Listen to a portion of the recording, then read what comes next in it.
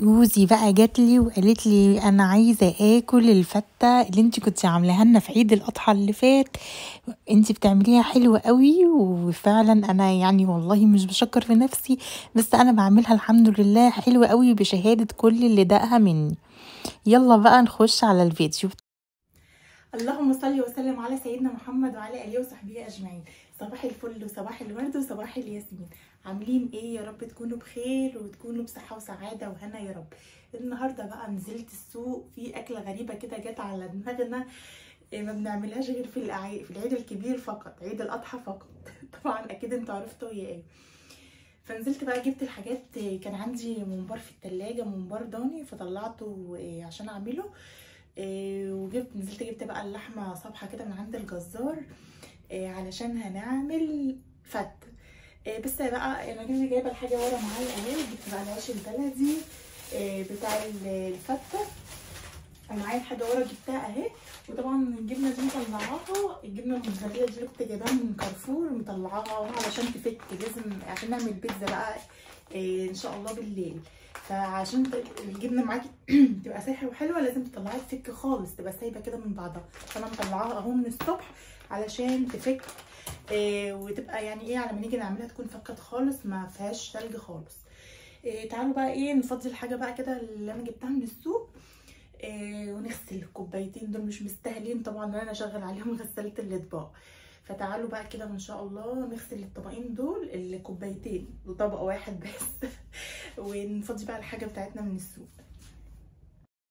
هفضي بقى الفاكهه بتاعتي اللي انا جبتها من السوق على البرتقال اللي مش عايز يتاكل ده، هنشوف له صرفه ونعمل بيه وصفه كده. فضيت الموز عليه، هفضي الطماطم بتاعتي كمان، وكنت جايبه عيش بلدي والزبده دي مطلعاها طبعا للبيتزا. هقول لكم برضو عشان طريقتها هنعملها ازاي. وهفضي بقى الطماطم بتاعتي. الطماطم عندكم اسعارها ايه؟ ومعايا هنا كيس اندومي، ده انا جايباه ليا والله مش للولاد. بس يعني انا عارفه ان هو غلط، بس باكله كل فين وفين كده. جبت الخضار بتاعي واللحمه صبحه جدا ما شاء الله من عند الجزار. واول حاجه تعالوا نسلق اللحمه بتاعتنا. انا عندي بقى في الحله بتاعتي اهو، احط معلقه سمنه بلدي كده. اعملي اللحمه بالطريقه بتاعتي دي هتشربي احلى شويه شوربه لحمه. بعد ما معلقه السمنه البلدي دي كده تسيح، انزلي بقى بالقطع اللحمه بتاعتك. تمام كده. انا عايزه بقى اشوح اللحمه بتاعتي، مش بحرقها او بحمرها. الله اكبر الله اعظم. بديها تشويحه كده علشان تخلي طعم الشوربه بتاعتك جميله قوي. بعد خلاص ما اديتها تشويحه كده، اللون بتاع اللحمه اتغير ازاي، يعني بدي اللحمه صدمه كده. هنزل بقى بميه مغليه على اللحمه. ما تنزليش ابدا بميه ساقعه، لا انزلي بميه مغليه من الكتل كده او اغلي ميه، انزلي بيها على اللحمه بتاعتك اللي انت مشوحاها. وحطي بصلايه بقى وفصين حبهان، عندك ورق لوري تمام، معلقه صغيره كده فلفل اسود. الملح طبعا بنحطه في الاخر خالص قرب ما اللحمه هتستوي. خدي التكه دي بقى واعمليها، وان شاء الله اللحمه بتاعتك هتستوي من غلوه. عندي هنا نوى كده التمر او نوى العجوه، بحطيها مع الشوربه وسيبيها مع نفسها بقى تستوي، هتبقى زي الزبده بالظبط كده. تمام كده. نغسل بقى الكوبايتين اللي عندنا في الحوض، مش عندي كتير الحمد لله، يعني مكان الفطار كده، القهوة ومكان الشاي واللي احنا شربناه يعني، والطبق اللي كان فيه السندوتشات. يعني ما عنديش مواعين كتير الحمد لله يعني، ولله الحمد. يعني بغسل اول باول، ما بسيبش في الحوض واكوم على نفسي وارجع اتعب معايا غسالة الاطباق. فانا دول مش مستاهلين يعني، غسلتهم الحمد لله. وهغسل الحوض بقى، وبحط كده فوطه جنبي ناشفه وبحط عليها الاطباق والكوبايات تتصفى خالص. وبعد كده بشيلهم بقى في المطبقيه.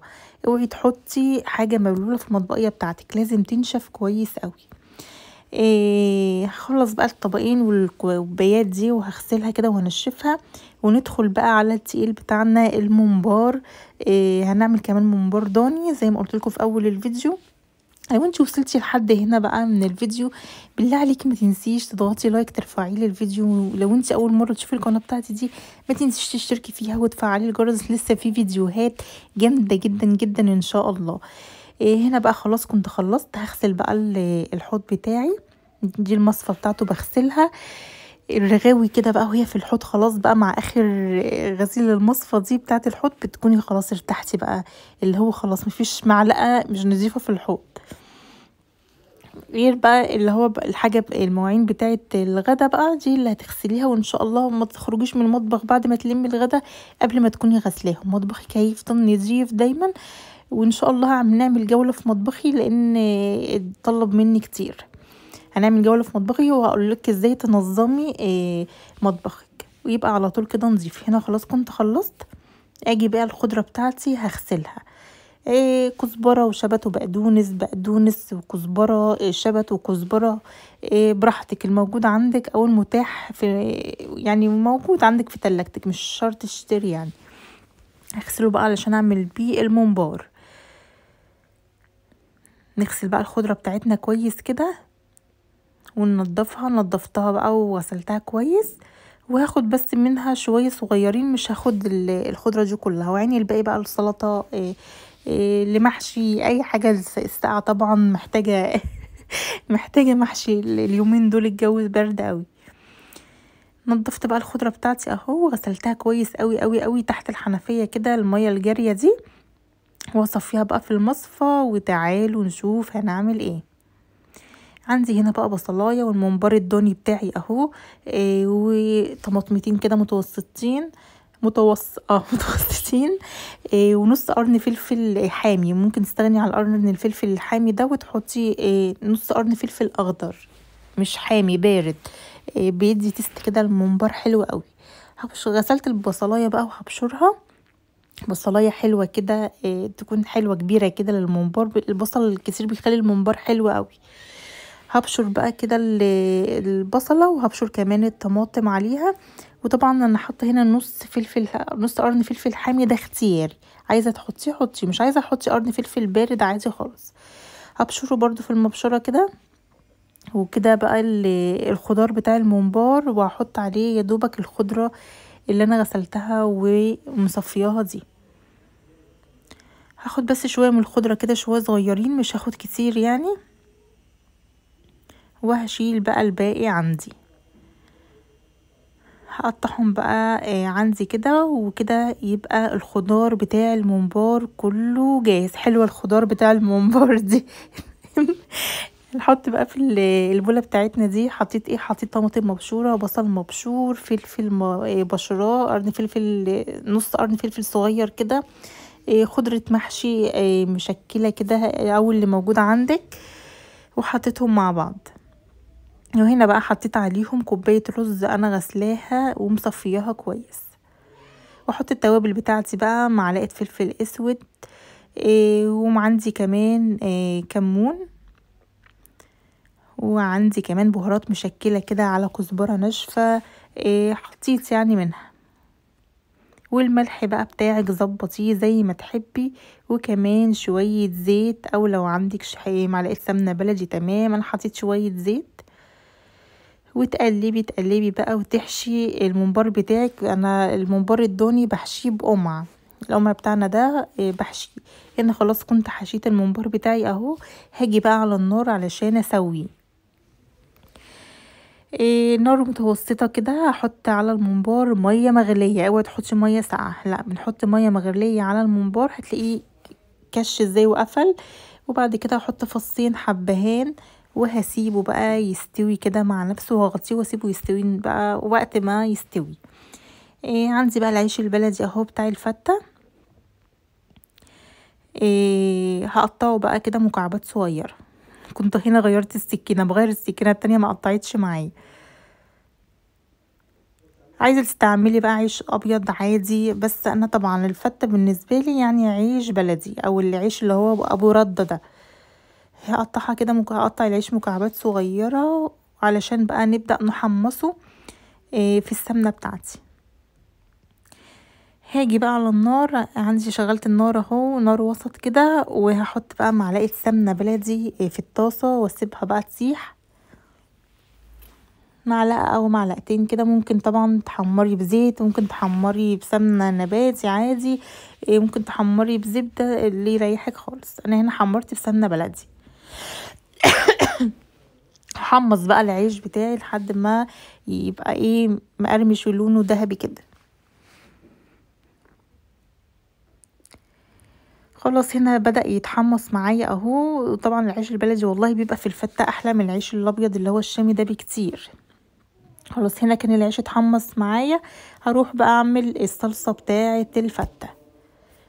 صلصة الفتة لازم تكون الطماطم فريش كده، يعني مش الصلصة، بلاش الصلصة المعلبة دي يستحسن، يعني تبقى احلى بكتير. واجي بقى على النار احط شوية زيت ومعلقة سمنة بلدي، واول ما يسخنوا انزل بقى بفصين توم حلوين كده كبار، او 3 فصوص توم كبار كده حلوين، واشم بس ريحتهم. ما خدي بالك بس عشان ما يتحرقش منك، هشم بس ريحة التوم كده. وهنزل بقى بشوية كزبرة،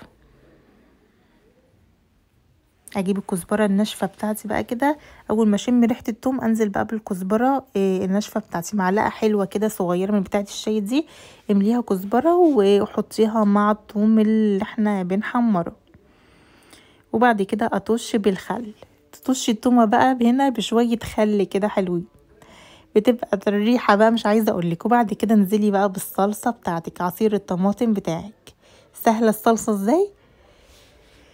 الريحه بقى كانت في المطبخ مليانه بقى، تحسي ان انتي في عيد الاضحى كده. حط بقى رشه كمون، رشه فلفل اسود، تمام كده. نيجي بقى علشان الحموضه مع اي صلصه، او صلصه مكرونه او صلصه فته، لازم احط نص معلقه كبيره كده سكر. وظبطي الملح بتاعك، نص معلقه السكر دي عشان الحموضه بس. ورشه بابريكا كده تحطيها وتسيبيها تتسبك مع نفسها. نيجي بقى نعمل الرز الابيض بتاع الصلصه. نحط معلقتين سمنه، رز ابيض عادي خالص، لان طبعا في بيعملوا رز الفته بشعريه، بس الفته الاصليه رز ابيض. واحط بقى الرز اللي انا غسلاه ومصفياه، وهديله تشويحه كده مع معلقتين السمنه البلدي اللي انا حطاهم. مش بحمره، لا، بدي للرز كده تشويحه مع السمنه الاول، وبعد كده بقى احط العقد الرز العادي خالص. وظبطي ملحك بقى. كان عندي الممبار خلاص استوى، حطيت برضو معلقتين سمنة بلدي كده، وهحمر فيه الممبار بتاعنا. الممبار كان استوى، وكان بص ريحته بقى مش عايزه اقول لكم تحفه. اديله تحميره بقى كده، خليه اللون الذهبي الجميل ده. خلاص هو حلو قوي كده. هخرجه بقى من الطاسه، وهسيب النار والعه زي ما هي، علشان هحمر في نفس الطاسه. هحمر اللحمه بتاعتنا، اللحمه اللي طبعا كانت اتسلقت وبقت كده، مش عايزه اقول لكم بقت زبده كده، استوت ما شاء الله على طول. هحط بقى اللحمه تتحمر معايا. وخلاص هنا كنت حمرت اللحمه والممبار. هغرف بقى الفته. هحط بقى العيش المحمص تحت، وفوقيه كده الرز الابيض بتاعنا. وبعد كده هرص اللحمه بقى بتاعتي على الرز. طريقة التقديم دي بقى في ايدك انتي بقى، شوفي براحتك. واهم حاجة تحطي الصلصة في جنب كده، والشوربة في جنب للي حابب يحط، يعني ساعة التقديم ما تحطيش كله على بعضه والحاجة تعجن منك وتبقى مش حلوة. حطي شوية صلصة صغيرين كده، وحطي بقى صلصة للي محتاج يحط، وبرده حطي طبق الشوربة للي محتاج يحط. خلاص هنا كنت ظبطت بقى كل حاجه، بس ما حطيتش الشوربه، خليت الشوربه في جنب اهي مع حتتين لحمه مسلوقين كده، عشان اللي ما بيحبش ياكل اللحمه متحمره. والممبار كان تحفه تحفه تحفه. جربي الممبار على طريقتي، سواء بقى عجالي سواء ضاني، بجد يعني حلو قوي. الطريقه دي هتعجبك جدا، واللحمه ما شاء الله استوت وزي الزبده اهي. اتمنى بقى يكون الفيديو عجبكم. ما تنسونيش في اللايك والشير، وما تنسيش لو انت اول مره تشوفي القناه تشتركي فيها وتفعلي الجرس علشان يوصلك كل جديد. واستنوني ان شاء الله في الفيديو اللي جاي، واشوفكم على خير، والسلام عليكم ورحمه الله وبركاته.